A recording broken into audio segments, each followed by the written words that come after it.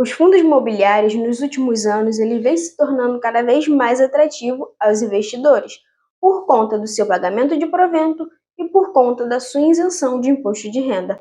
Lógico que o investidor que vender as suas cotas, ele sabe que ele vai precisar pagar ali 20% em cima do seu lucro obtido sobre aquele investimento.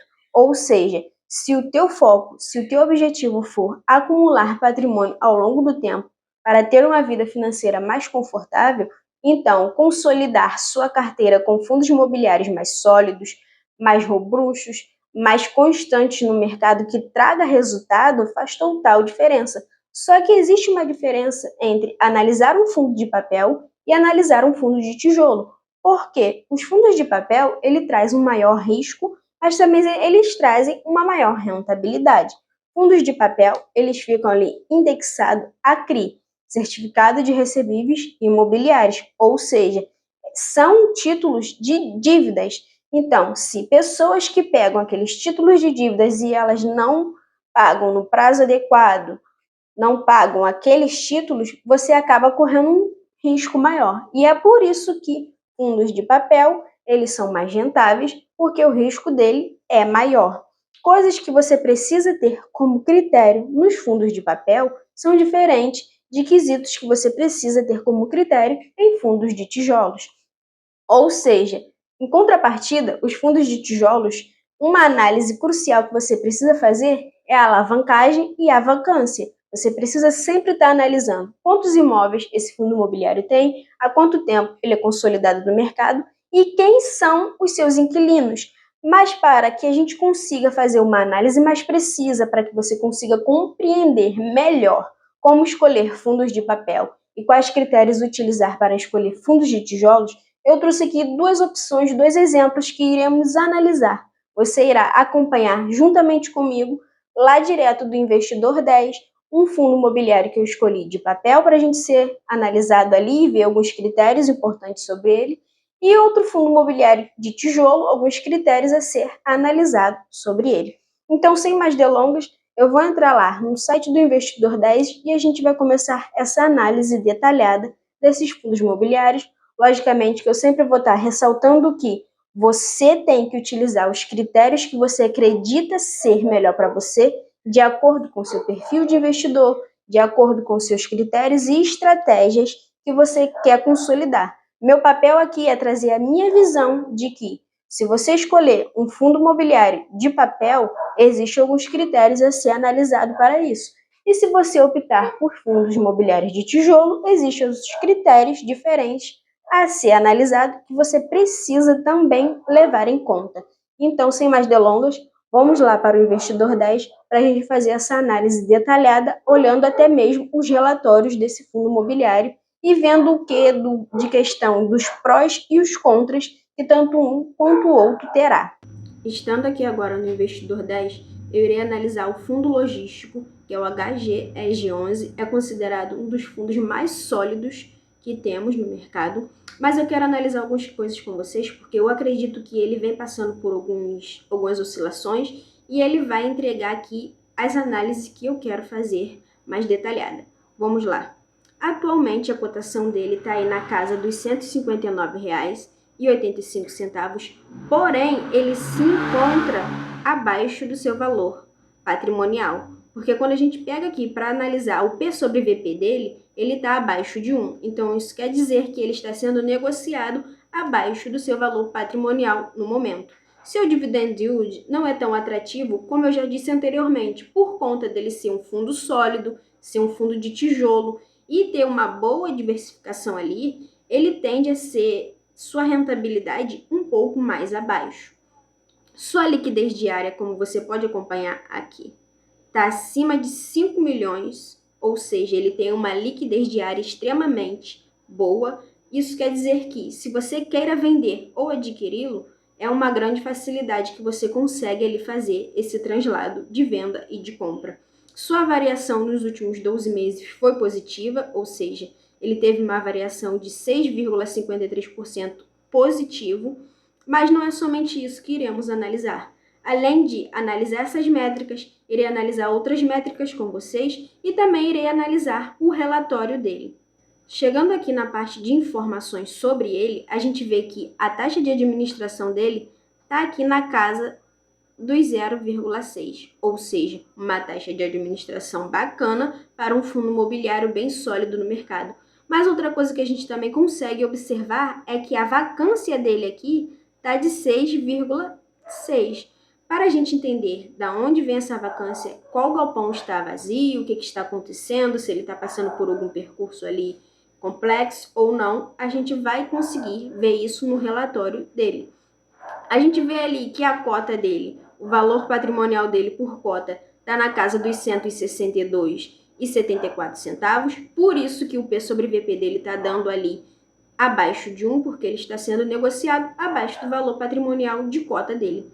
Ele é um fundo sólido, porque o valor patrimonial dele, se você observar aqui comigo, está na casa dos 5 milhões, um pouco mais. Então, ele é um fundo sólido. Seu último pagamento de rendimento foi R$ 1,10. Agora, irei analisar com vocês a lista de imóveis desse fundo e depois trarei mais detalhamento. Chegando aqui na lista de imóveis desse fundo, a gente consegue ver que ele tem 16 imóveis em São Paulo, 4 imóveis em Minas, 3 imóveis no Rio de Janeiro, 2 em Pernambuco e 1 em Santa Catarina. Ou seja, é um fundo que está bem diversificado entre os estados, mas contendo ali maior parte dos seus galpões, das suas indústrias, alocados em São Paulo. Quando a gente for olhar o relatório dele, iremos olhar quem são seus inquilinos, quando são um vencimento e também quero observar com vocês a taxa de alavancagem que esse fundo possui, para ver se ele realmente é um fundo favorável ou não no mercado. Olhando aqui seu comparativo entre o IFIX, CDI e IPCA, ele vem se performando muito bem. Apesar dele ter tido algumas quedas, como você pode observar na linha dele, que é a vermelha, ele vem se recuperando muito bem. Logicamente que ele não vai estar em um certo período ali acima do CDI, porque a taxa Selic atual ela está extremamente alta, então isso tende a favorecer mais fundos de papel. Quando chegar ali no campo dos fundos de papel, você vai entender que muito deles está ali atrelado ao IPCA e assim consegue vencer a inflação. Mas isso não significa que também são bons.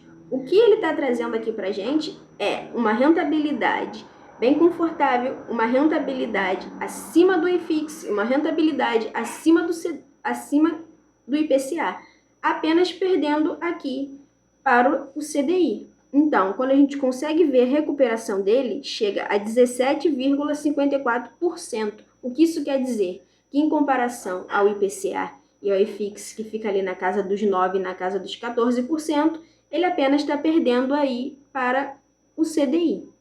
Chegando aqui na casa dos indicadores dele principal, que a gente consegue ver liquidez, valor patrimonial, vacância, número de cotistas e o valor dele de mercado, conseguimos observar que aqui é onde está sinalizando o dividend yield dele, muito provavelmente ele teve essa pequena queda por conta mesmo da taxa Selic, ela está alta, porque nos últimos anos ele veio performando acima do valor patrimonial dele. E apenas agora aqui, no ano de 2024, ele chegou ali no valor patrimonial dele ideal, e no ano de 2025 e atualmente agora nesse mês que estamos de maio, ele teve essa pequena queda, uma queda bem irrelevante, digamos assim, no mercado, em comparação ao valor patrimonial dele de mercado e em comparação ao valor patrimonial dele líquido. O que temos hoje para analisar aqui é a conta da vacância, porque nos últimos anos a vacância dele foi elevando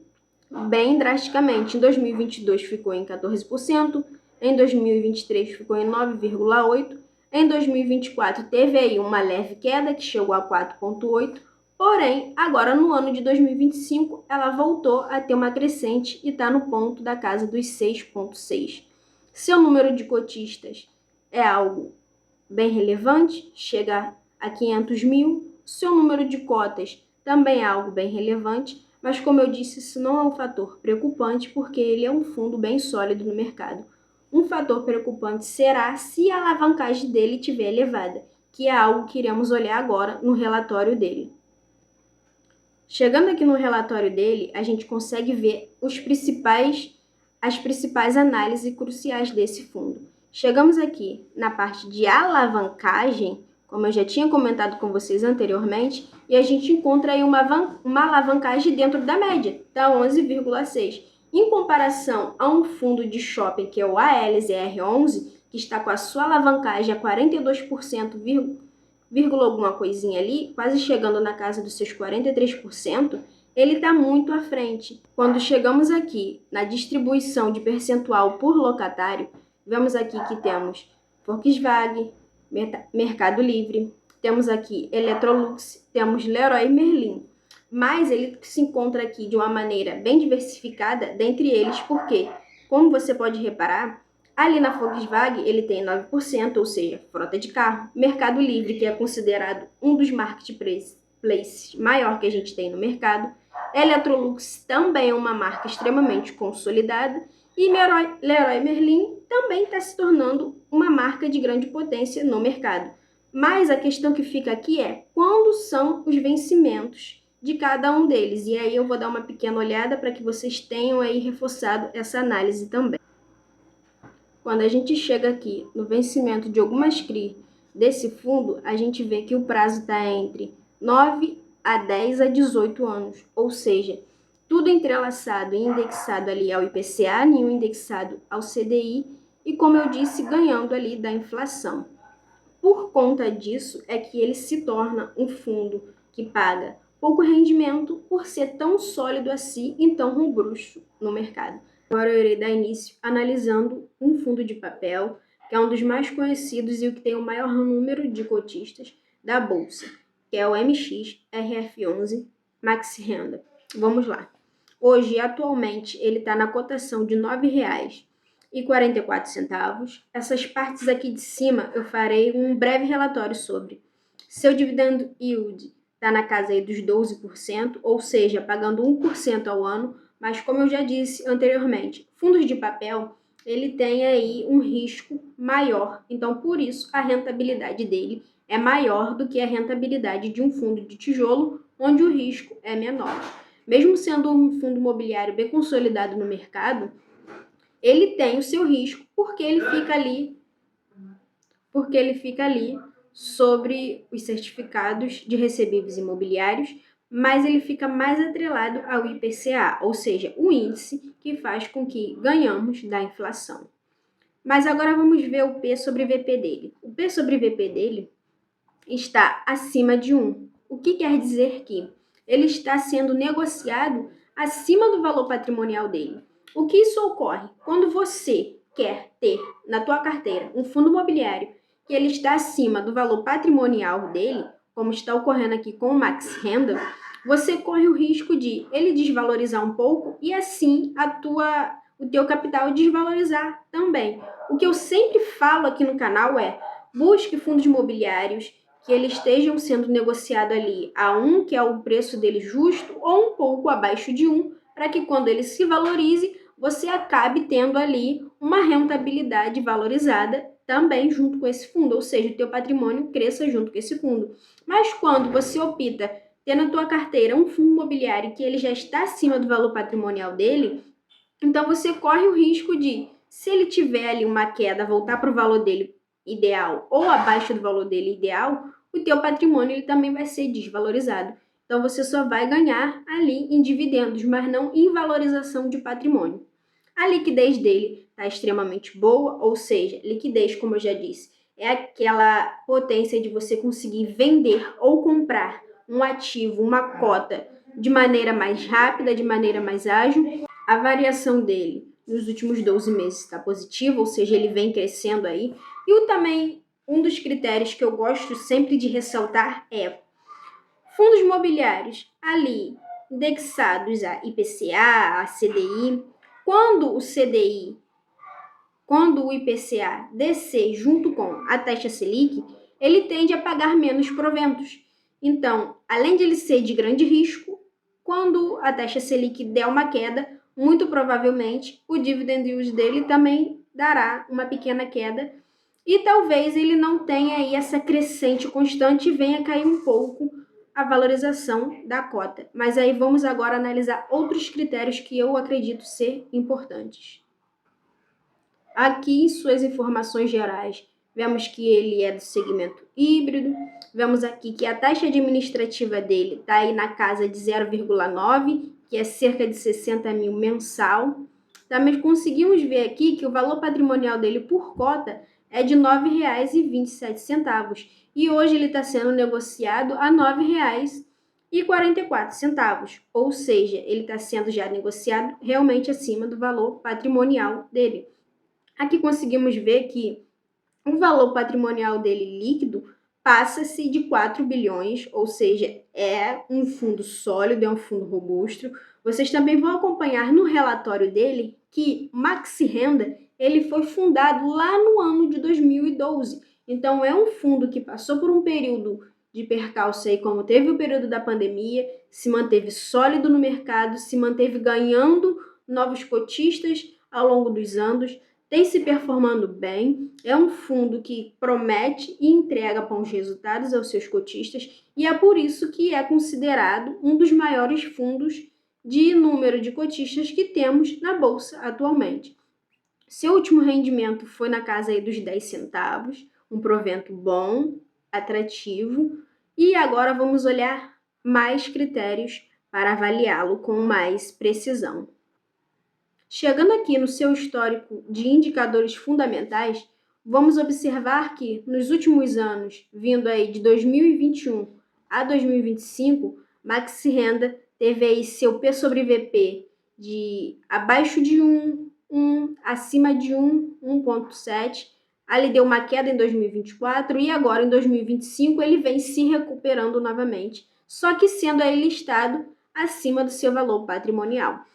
Seu dividend yield vem sendo atrativo ao longo do tempo, chegou aí na casa dos 9,25 em 2021, mas agora, atualmente, em 2025, ele está aí na casa dos 12%, então está sendo entregue 1% ao mês aí de rendimento. Sua liquidez ao longo do tempo vem mostrando ser cada vez maior, tirando aqui uma observação de que no ano de 2024, a liquidez dele estava bem mais robusta, mais firme no mercado.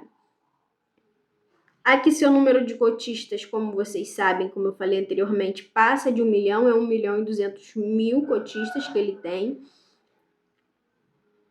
O valor patrimonial dele teve uma pequena queda, se observar aqui o ano de 2024 para o ano de 2025, mas a gente observar aqui 2023, 22 e 21, ele teve uma crescente significativa. Quando pegamos aqui os principais indicadores, que é o IFIX, o CDI e o IPCA, vimos que ele fica bem alavancado, fica aí se performando melhor do que o IPCA, apenas atrás do IFIX ainda e do CDI, mas acredito que sim, ele vai melhorar um pouco mais ao longo aí do ano, ele tende a entregar um pouco mais de rentabilidade para os seus cotistas. Inclusive, eu tenho o Maxi Renda na minha carteira, eu fiz a venda de tudo que eu tinha na renda variável, com exceção do fundo imobiliário Maxi Renda, que é o MXRF11. Ele, eu quis mantê-lo na minha carteira, para que você entenda que não é porque um fundo de papel ele te dá um alto risco que ele não é bom ter na carteira. É sempre bom você entender que você precisa ter o equilíbrio entre rentabilidade e segurança. Então, ele traz ali aquela rentabilidade, mas ele não é um fundo de alto risco. Aqui chegando no seu relatório gerencial, vimos onde o Maxi Renda ele faz a sua diversificação. Então, ele faz a diversificação dele em CRIs, em debêntures, LCI, LH e cotas de fundos imobiliários. Bem aqui, está descrevendo onde ele faz a diversificação dele.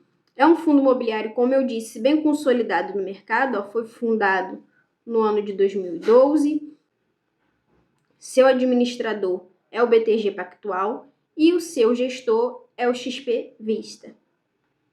Aqui a gente consegue ver quando vai vencer aí as CRIs dele, ou seja, para o ano de 2025, que é o que a gente está, e o ano de 2026, 27 e 28, os vencimentos são bem pequenos, mas já para o ano de 2029 em diante, o vencimento já fica mais robusto. Então pode ser que de 2029 em diante ele passe aí por um período talvez de queda, talvez por um período de pagar menos proventos, então a sua rentabilidade acabe abaixando. É uma análise aqui bem precisa, que você precisa observar que se aqui no ano de 2029 em diante é onde acontece os principais vencimentos dessas CRIs, então é muito provável que nesse ano aqui em diante ele te entregue uma rentabilidade um pouco menor ou possa te entregar até uma rentabilidade um pouco maior. Como eu disse, certificados de recebíveis imobiliários são ali empréstimos e a pessoa pode tanto quitar essas dívidas, quitar esses empréstimos feitos, como também não. Então, isso é um risco que a gente corre aí investindo no Maxi Renda. E é isso, pessoal. Por aqui eu paro minha análise. Aqui, se você parar para ver o portfólio dele, fica em imobiliários residenciais, varejo alimentício, varejo, shopping, agronegócio. Uma diversificação aí bacana, fora as LCIs, a LH, debêntures e outros fundos que ele investe. Então, ele está bem diversificado. Para finalizar, essa foi a análise imobiliária, um fundo de papel e um fundo de tijolo, para que você consiga fazer esse comparado entre um e outro e escolher o que melhor faz sentido para sua carteira. E é isso, pessoal. Se esse vídeo te agregou valor, eu te convido a vir fazer parte do canal e até o próximo vídeo por aqui. Tchau, tchau.